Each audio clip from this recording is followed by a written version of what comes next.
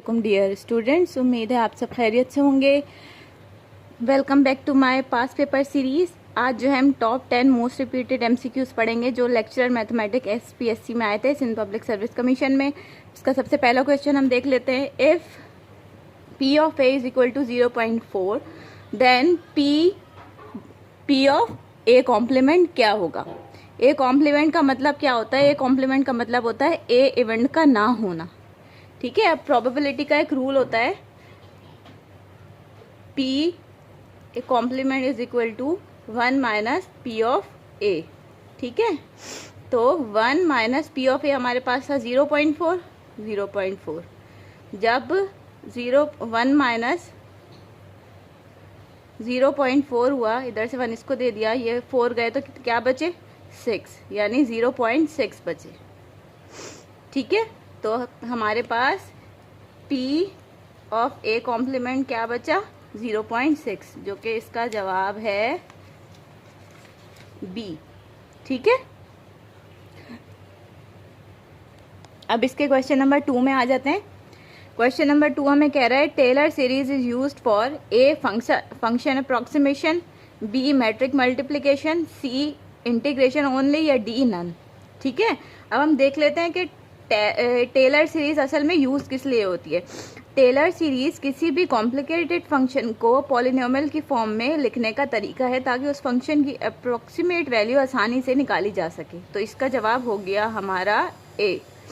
ठीक है, क्या करते हैं हम? कॉम्प्लिकेटेड फंक्शन को पॉलिनोमियल फॉर्म में लिखते हैं ताकि उस फंक्शन की जो है अप्रोक्सीमेट वैल्यू निकाली जा सके। ठीक है, अब इसका क्वेश्चन नंबर 3 है the inverse of orthogonal matrix is. हम ये इसके पार्ट 1 में भी पढ़ के आ चुके थे कि ऑर्थोगोनल मैट्रिक्स क्या होता है। A transpose A is equal to identity, या ऐसे भी लिख सकते हैं A transpose is equal to A inverse.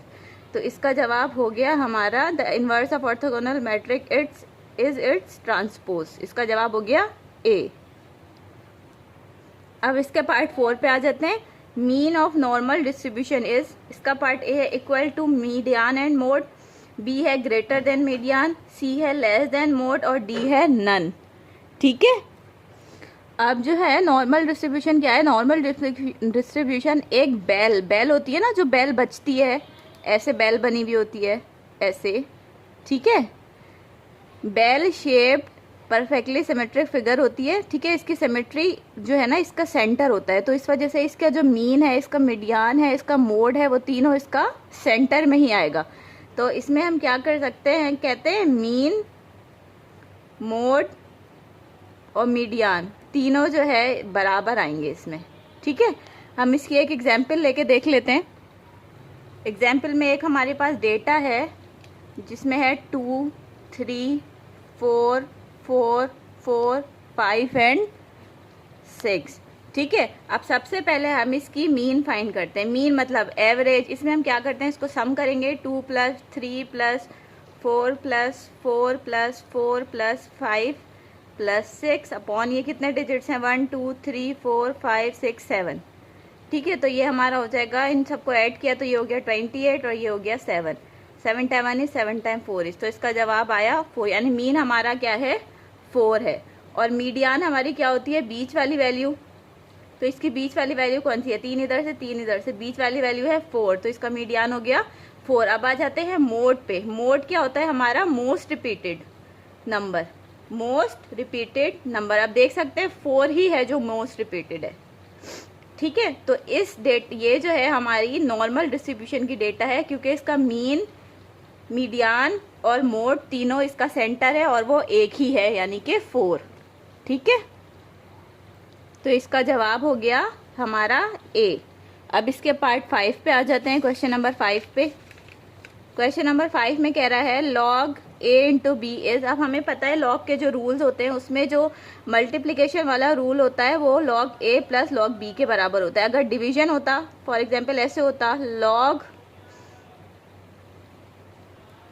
a b, ऐसे होता तो वो सब्ट्रैक्शन के बराबर होता, यानी log a - log b ऐसे होता है। लेकिन यहाँ पे मल्टीप्लिकेशन है तो log a + log b, यानी इसका जवाब भी हो गया हमारा ए। ठीक है, अब इसके पार्ट 6 पे आ जाते हैं। क्वेश्चन नंबर 6 पे, a continuous function on a close interval always attain, A है attain maximum and minimum value, is differentiable, is constant, is increasing. अब जो है हमारा जो कंटिन्यूस फंक्शन है, हर कंटिन्यूस फंक्शन डिफरेंशिएबल नहीं होता, सही है। अगर कोई फंक्शन कंटिन्यूस हो और उसका इंटरवल क्लोज्ड हो, यानी कि हमारा क्लोज्ड का मतलब होता है ऐसे, ठीक है। कोई फंक्शन कंटिन्यूस है और उसका इंटरवल जो है वो क्लोज्ड है, ए है। क्लोज मतलब ये वैल्यू भी इंक्लूड होगी और ये वैल्यू भी इंक्लूड होगी, ठीक है। तो एक्सट्रीम वैल्यू थ्योरम के मुताबिक वो फंक्शन अपनी मैक्सिमम और मिनिमम वैल्यू दोनों बताएगा हमें, ठीक है। वो दोनों ही अपनी वैल्यू हासिल करेगा, मैक्सिमम वैल्यू भी और मिनिमम वैल्यू भी। किस थ्योरम के हिसाब से? एक्सट्रीम वैल्यू थ्योरम के हिसाब से। अब देखें ये फंक्शन कंटिन्यूस है और ये जो है क्लोज इंटरवल पे है, तो एक्सट्रीम वैल्यू थ्योरम के हिसाब से ये मिनिमम और मैक्सिमम दोनों वैल्यूज अपनी हासिल करेगा, सही। अब इसका एक एग्जांपल हम ले लेते हैं। एफ ऑफ एक्स हमारे पास फंक्शन है एक्स स्क्वायर और ये क्लोज्ड है -2 और 2 से। अब हम देख सकते हैं ये फंक्शन जो है कंटिन्यूस है। अब हम इसकी वैल्यूज कौन सी पुट कर सकते हैं? इसमें कौन सी आएंगी? -2, -1, ठीक है, 0, 1 और 2। अब हमने जो है इधर -2 पुट किया, -2 पुट करने से ये जवाब आ गया 4, ठीक है। -1 पुट करने से जवाब आ गया हमारा 1, 2 पुट करने से जवाब आ गया 4 और 1 पुट करने से जवाब आ गया हमारा 1, 0 पुट करने से जवाब आ गया 0। अब देख सकते हैं ये हमारी मिनिमम वैल्यू है 0 और मैक्सिमम वैल्यू हमारी 4 है, जो कि -2 और 2 पुट करने से आई है, ठीक है। दोनों वैल्यूज इसने हासिल की, तो इसका जवाब हो गया हमारा ए, अटेन मैक्सिमम और मिनिमम वैल्यूज, ठीक है। अब इसके क्वेश्चन नंबर 7 पे आ जाते हैं। क्वेश्चन नंबर 7 हमें कह रहा है variance is always a non negative, negative, zero या पॉजिटिव। अब जो हमारे पास वेरिएंस का फॉर्मूला होता है वो होता है, फॉर्मूला ऑफ वेरिएंस होता है हमारे पास sum of X minus X conjugate square upon N.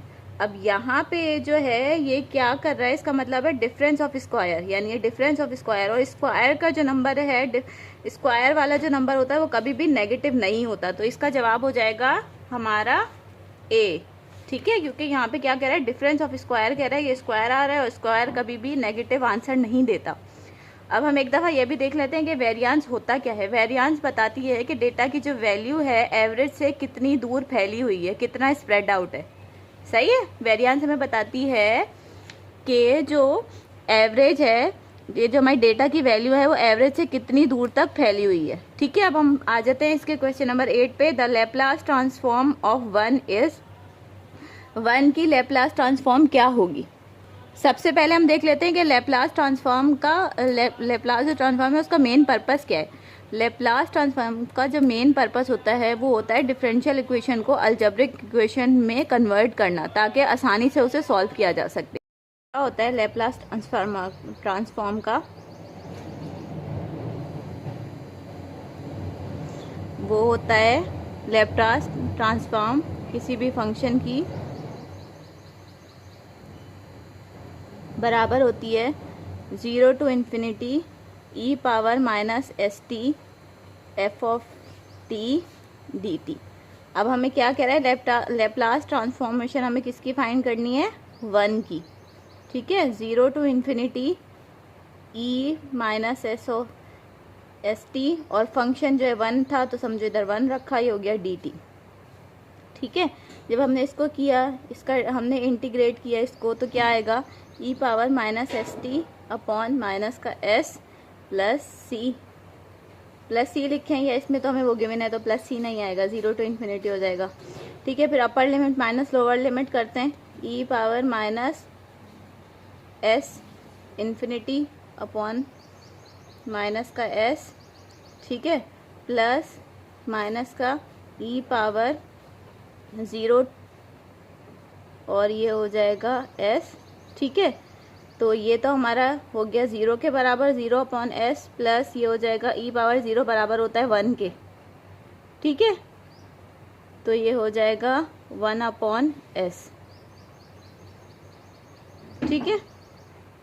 और ये हो जाएगा 0 + 1/s, तो इसका जवाब क्या आया 1/s। ये माइनस है, माइनस माइनस होकर ये प्लस हो जाएगा। तो हमारे पास 1 की लैप्लास ट्रांसफॉर्मेशन क्या आई 1/s a, इसका आंसर। अब हमें कह रहा है क्वेश्चन नंबर 9 में, if 2 events are mutually exclusive then, mutually exclusive होता है अगर 2 इवेंट म्यूचुअली एक्सक्लूसिव तब होंगे जब उन दोनों का जो इंटरसेक्शन ले वो हमारा जो है किसके बराबर आए, वो हमारा बराबर आए 0 के, ठीक है। म्यूचुअली एक्सक्लूसिव का मतलब क्या होता है कि दोनों कोई सभी 2 इवेंट वो साथ नहीं हों। जैसे कि आप एक डाइस रोल कर रहे हैं, अब सेट ए में आप लिख दें 2 4 6 8 यानी इवन नंबर, सेट बी में लिख दें 1 3 5 यानी ऑड नंबर। अब ये दोनों नंबर कभी भी साथ नहीं आ सकते, इवन और ऑड, ठीक है। तो ये हमारा म्यूचुअली एक्सक्लूसिव इवेंट हो गया। अब हमें जो क्वेश्चन नंबर 10 में कह रहा है the trace of a matrix is, A है sum of principal diagonal element, B product of principal diagonal element, C sum of all elements and D determinants of matrix. अब जो ट्रेस ऑफ मैट्रिक्स होता है वो होता है sum of principal diagonal of matrix, ठीक है। जो हमारे प्रिंसिपल डायगोनल यानी जो हमारे डायगोनल एलिमेंट होते हैं उसको सम करोगे तो वो हमारा ट्रेस ऑफ मैट्रिक हो जाएगा, ठीक है। हम इसकी एक एग्जाम्पल ले लेते हैं। ए हमारे पास एक मैट्रिक है जिसमें है 2 1 5 4 3 7 6 8 9 एलिमेंट, ठीक है। तो ट्रेस ऑफ मैट्रिक क्या होगा, इनको आप ऐड करो 2 + 3 + 9, तो ये हमारा हो जाएगा 14, सही है। तो ये हमारा ट्रेस ऑफ मैट्रिक हो गया। होप कि आपको वीडियो अच्छी लग गई हो। वीडियो अच्छी लगी हो तो आप चैनल को लाइक और सब्सक्राइब कर सकते हैं। Thanks for watching. अपना ख्याल रखिएगा। अल्लाह हाफिज़।